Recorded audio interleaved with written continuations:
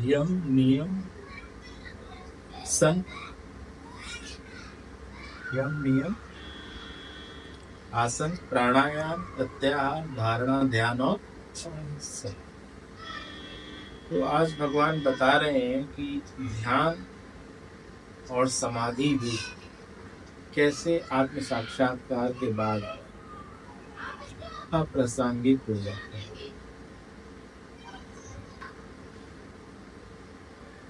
पहले तो भगवान बता रहे हैं कि कोई कोई विरला ही यम नियम आसन प्राणायाम प्रत्याहार धारणा को पार करके रियल ध्यान तक पहुंचता है। ऐसे हम लोग ध्यान करते हैं लेकिन यम किया नहीं, नियम किया नहीं, आसन किया नहीं, आसन से हुआ नहीं, प्राणायाम प्रत्याहार धारणा ध्यान हुआ नहीं, धारणा हुई नहीं, डायरेक्ट हम ध्यान कर रहे हैं तो वो असर करता नहीं। जो 2, 4, 5, 10% फायदा होता हो, जो प्रॉपर ध्यान है वो आसन से होने के बाद, आसन से पहले यम नियम, उसके बाद। तो ध्यान का प्रैक्टिकल यूज क्या है भगवान बता रहे हैं कि जो 2 व्यक्ति हों, एक जो नियमित रूप से ध्यान करता हो और एक जो नियमित रूप से नहीं ध्यान करता।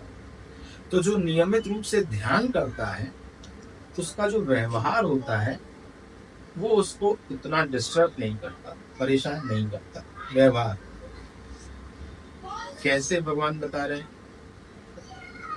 जब भी आप व्यवहार करोगे तो द्वंद्व होगा, सुख दुख लाभ हानि यश अपयश संजोग वियोग, यश अपयश लाभ हानि सुख दुख संजोग वियोग, और एक और है ना जीवन मरण। जीवन मरण की संजोग वियोग नहीं है, 10 चीजें होती हैं।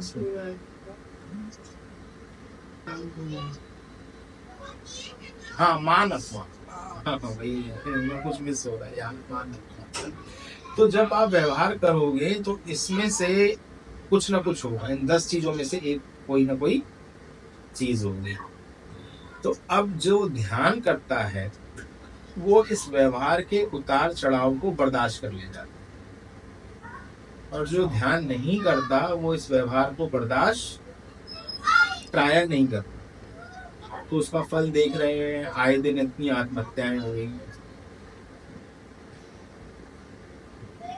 तो ये क्या है कि जो उनके साथ हुआ उसको वो डाइजेस्ट नहीं कर पाए, और इतने जो मानसिक रोगी हो रहे हैं, मेंटली डिस्टर्बेंस हो रहा है, वो भी इसीलिए कि व्यवहार को हम डाइजेस्ट नहीं कर पा रहे। हम चाहते हैं कि एक सीट में व्यवहार हो।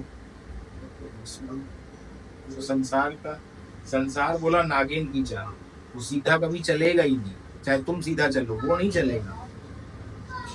क्या उसकी चाल के हिसाब से आपको चलना पड़ेगा। इसीलिए बोला सफलता के लिए साम दाम दंड भेद सब नहीं तो सफलता। सज्जन व्यक्ति को प्रायः देखो, सज्जन व्यक्ति सफल नहीं होते क्योंकि वो अपने इथिक्स पे रहते हैं ना, नैतिकता पे। ये हम नहीं कर पाएंगे, ये हमसे नहीं हो पाएगा, नहीं हो पाएगा, ठीक है भाई। देश काल प्रसिद्धि के हिसाब से सफलता प्राप्त करने की जो काल के हिसाब से करना होता है वो आप करिए, नहीं कर पाएंगे तो फिर सफलता की आकांक्षा को छोड़ दीजिए। ठीक है, हम अपने मूल्यों पर लिए, उसमें भी कईयों को मजा आता है। सज्जन व्यक्ति को तो अपने मूल्यों पर ही मजा आता है कि हम अपनी वैल्यूज को बरकरार करके रखें, और उसका फायदा भी होता है, ऐसी बात नहीं कि फायदा नहीं होता। अभी एक व्यक्ति को सिद्धि प्राप्त हुई, तो सिद्धि प्राप्त हुई तो वो 6 लोकों में होके आया है। हाँ, अभी उसने वो अभी रिसेंटली अभी उसके वो भी आ रहे होंगे, आप देखो शॉर्ट्स वगैरह भी आ रहे हैं। अभी रिसेंटली हमको किसी ने भेजा, हमको भी भेजा किसी ने, तो वो हाँ हम होगा तो हम भेजेंगे। हमारे तो वो फोन नहीं काम कर रहा है, व्हाट्सएप वाला देखिए। तो वो जो 6 लोगों में होके आया, तो वो जो सबसे बोला, हम गए, जो सबसे नीचे लोग था वो नरक था, वो 6 ही नरक होके आया है। कह रहे हमको स्वर्ग में जाने की परमिशन नहीं मिली, इतना नहीं, सिद्धि के बल से सिद्धि के बल पे स्वर्ग नहीं जा पाए, नीचे तक चले गए। तो जो हम सबसे नीचे लोग गए, वो जो सबसे भयंकर नरक था वो सबसे पहला, उसके बाद उसकी यातना कम होती चली गई अभी रिसेंटली। और कह रहा है जब हम गए हैं तो वहां पर आप विश्वास मानोगे, जो पहला नरक था अब वो आया नहीं है, वो बोलता रहता है कि आपको जब तक कर्म सिद्धांत पर विश्वास नहीं है तब तक आप इस राह पे आगे चल नहीं सकते। और जो पहला लोक था उसमें सारे राजनीतिज्ञ थे, सारे नेता। हम कहते हैं हमने वहां उनको देख कर आए। अब हम कह रहे नाम तो हम लेंगे नहीं तो वो हो जाएगा। सारे नेताओं को जिन जिन के बारे में आप सोच सकते हैं, जो जो भी प्रसिद्ध हुए हैं, वहां पे अपने उनको यातना भोगते हुए देखा मैंने। अच्छा, हाँ, अभी उनका भविष्य आएगा वैसा? नहीं, जो ऑलरेडी जा चुके हैं, जो चले गए हैं अच्छा। यहाँ पर राजनीति करके, वो वहां पर प्रथम श्रेणी के नरक में यातनाएं भोग रहे हैं। वो कह रहे हैं वो हम देख के। तो कई लोग कहते हैं ना इनका क्या होगा, इनका क्या होगा, ये तो मौज में है, ये तो पावर में है, ये तो कुछ भी कर सकते हैं। तो फिर वहां पे सज्जन व्यक्ति को भले यहाँ कुछ ना दिखाई दे, लेकिन उसको ऐसी भयंकर यातनाएं नहीं भोग रहे। ये तो अब जिसको व्यवहार से डिस्टरबेंस है, मतलब जिसको डे टू डे का वर्क है ना, उसको डिस्टर्ब कर दे। क्योंकि पूरा दिन 24 घंटे तो आपके हिसाब से गुजरेगा नहीं, उसमें से कुछ ऐसा होगा जो आपको पसंद नहीं आएगा। तो आप करें क्या? तो बोला उसके लिए ध्यान है। तो ध्यान से आप उसको डाइजेस्ट कर लोगे।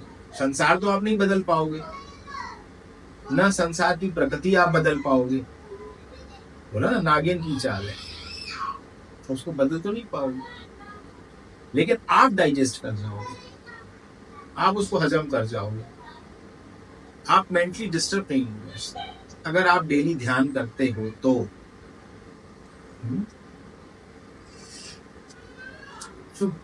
सारे पॉलिटिशियंस ध्यान से बोला व्यवहार निर्वत्र तो नहीं होता।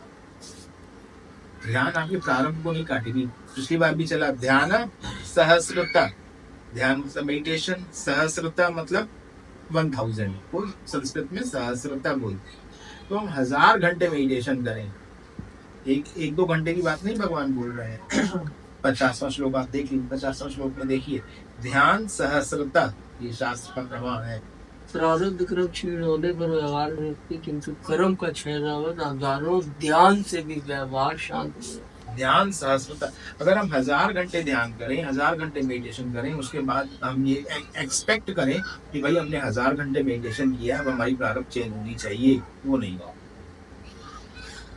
प्रारब्ध तो भोग कर ही समाप्त। जितने दिन आपको लिखा है इस मकान में रहना, उतने दिन आपको प्रकृति रहलाएगी, आप चाहें या ना चाहें। जिस दिन आपका इस मकान से लेना देना पूरा, आपको कोई ना कोई बहाना चलने वाली आने। ये आप प्रारब्ध है जो आप उधर बैठे।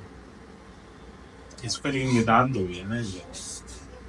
नहीं, वेदांत तो हुआ 15 मिनट, 20 मिनट, आधा घंटा, 1 घंटा, 24 घंटे तो प्रारब्ध ही है ना। 27 घंटे नहीं हो सकती किसी भी तरीके। और जो है मेनली आप देखिए ना कि हफ्ते में 2 दिन ही तो वेदांत होता है, बाकी तो पूरा 24 घंटे। तो ये ध्यान का प्रैक्टिकल भगवान बता रहे हैं फायदा है कि आप संसार के उतार चढ़ाव को बर्दाश्त कर लेते हो। कंडीशन ये है कि देखिए ध्यान तब इफेक्टिव होता है जब आपका यम नियम आसन प्राणायाम प्रत्याहार हो जाए, तब वो रिजल्ट देना शुरू करता है। और ध्यान के लिए क्या है, एक समय और एक स्थान। बार बार आप स्थान चेंज करोगे, बार बार आप समय चेंज करोगे, तो ध्यान वाली दवा इफेक्ट दिखा नहीं पाती। एक समय एक स्थान। अब स्थान तो बहुत मुश्किल है, स्थान तो चेंज होगा ही, कभी यात्रा है क्या है, लेकिन फिर समय का वो रखिए। और अगर स्थान भी देख कर पाए तो सही है। तो भगवान कह रहे हैं इसलिए उच्च कोटि के साधकों को व्यवहार निभाने में सरलता नहीं आती, क्योंकि वो प्रतिदिन ध्यान कर।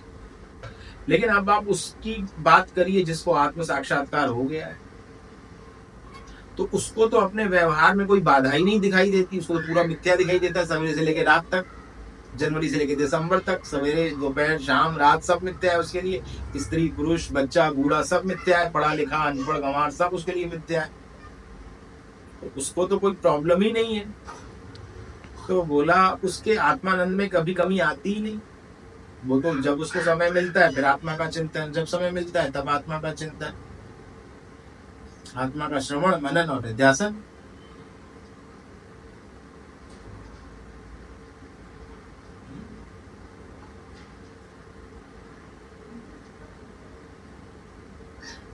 तो वो अपने व्यवहार को विरल बनाने के लिए निध्यासन की आवश्यकता नहीं समझता, न ध्यान की। देखो निध्यासन भी वो करे जिसको बार बार देहात्म बुद्धि आ जाती है।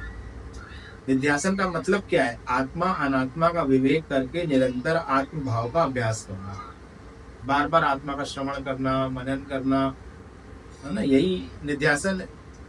और इसके फल क्या है? इसके अभाव से आपको, इसके अभ्यास से जगत मिथ्या दिखाई देगा और देहात्म बुद्धि उत्पन्न नहीं होगी, विपरीत भावना नष्ट हो जाती है इससे। इसलिए निध्यासन किया जाता है। वो संसार सत्य है, संसार की सफलता सत्य है, संसार की असफलता सत्य है, ये जो है। फिर एक आपको गेम लगेगा, जैसे आप लूडो खेल रहे हो, व्यापार खेल रहे हो, क्रिकेट खेल रहे हो, शतरंज खेल रहे हो, कुछ भी खेल, वैसे आपको लगता सत्य नहीं भाषित होगा निध्यासन से। और जो निध्यासन नहीं करते बेचारे, उनको तो उनको क्या करें, उनको सब सत्य ही लग रहा है, उनकी गलती भी नहीं है, इसलिए वो संसार में इतनी मेहनत करते हैं। उनको अगर ये लगे कि ये आप जो है झूठा नोट इकट्ठे कर रहे हो तो नोट इकट्ठे करें ही नहीं, लेकिन उनको सच भाषित होता है। और सच भाषित होता रहेगा जब तक निध्यासन नहीं करेंगे। तो समझो कितनी लंबी यात्रा है। कब वो श्रवण करेंगे, कब वो मनन करेंगे, कब वो निध्यासन करेंगे। इसलिए बोला ब्रह्म ज्ञानी के लिए सब दया के पात्र है। ब्रह्म ज्ञानी जब नीचे आता है तो देखता है कि अभी कितनी यात्रा है, कितने उठा पटक, कितने उतार चढ़ाव। अब यम नियम आसन प्राणायाम प्रत्याहार धारणा ध्यान समाधि, समाधि का क्या फल है?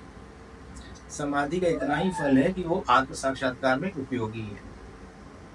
समाधि अपने आप में कोई मंजिल नहीं मानी जाती वेदांत में। समाधि प्राप्त कर ली तो बस हो गया ना। समाधि मन आत्मज्ञान प्राप्त करने में सहायक है। यानी आप देखो ना, पतंजलि योग सूत्र कह रहा है यम नियम आसन प्राणायाम प्रत्याहार धारणा ध्यान समाधि करो और उसके बाद आत्म साक्षात्कार।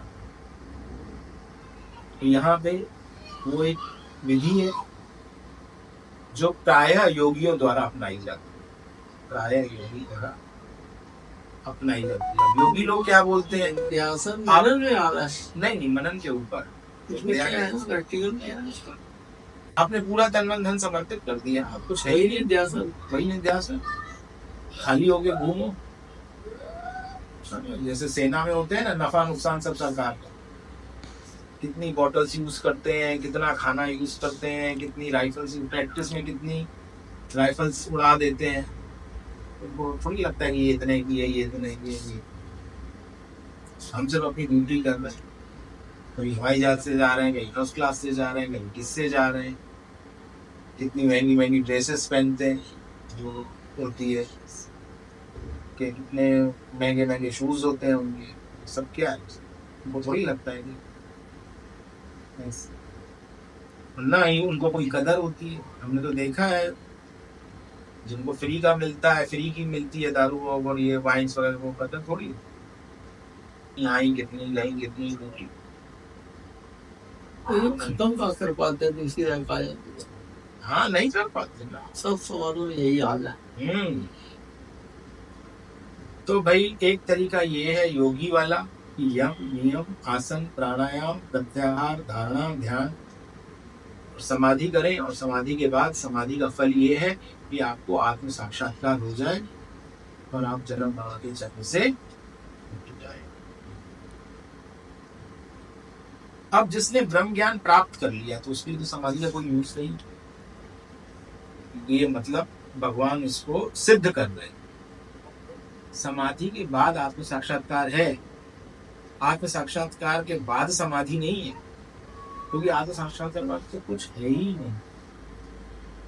ना वो जीवित है, ना वो मरा हुआ है।